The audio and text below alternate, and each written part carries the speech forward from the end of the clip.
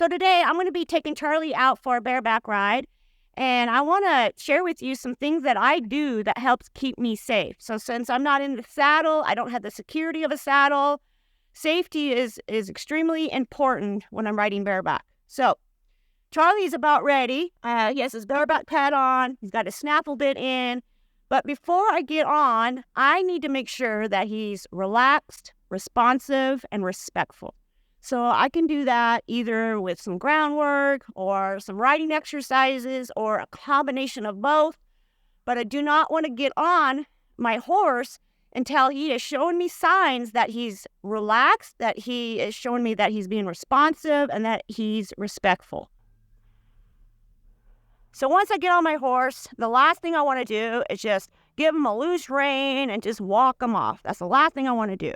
I want to get their feet moving, and I want to make sure that horse is staying focused on me. Because a lot of times, especially if you're in a new area, it's new surroundings, horses will be looky-loo, maybe looking for things to spook at, so they'll be a little spooky, maybe a little overreactive and jumpy. So I want to get their feet moving and get them focused on me. So I'm going to do either, some more bending exercises or serpentines, or depending on the trail, maybe I'll just do one rein stops. Okay? So I'm going to do that for, until my horse is relaxed. They're listening. They're being responsive. So Charlie is a little heavy there. I'm going to hold that. Okay? Then I'm going to keep asking him. One rein stop. You never can practice too many one rein stops. Prevention is another key to staying safe out here on my rides. And I know you can't always prevent a spook, but if you stay an active rider, so even though Charlie's out here walking, he's on a loose rein, I'm still an active rider. I'm still paying attention to his body language. I'm still watching what his head is doing, watching what his ears are doing.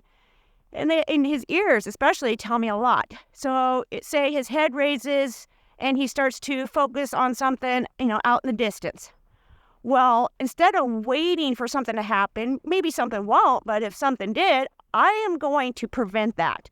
So I'm going to get his focus back on me.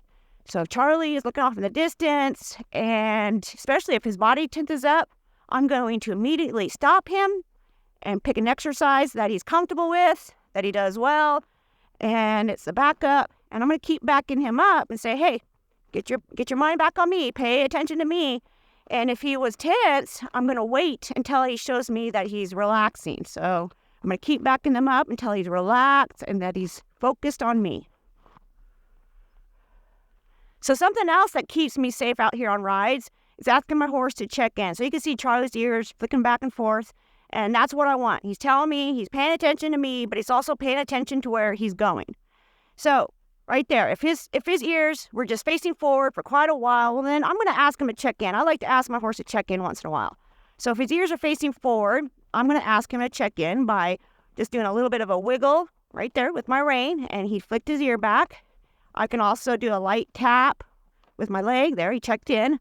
And if he didn't check in, then I would stop him and remind him that he needs to pay attention to me. He should, careful, buddy, he should respond to my rein or even to my leg. So if he's not responding, that's telling me he is not focused on me at all. He is not paying attention.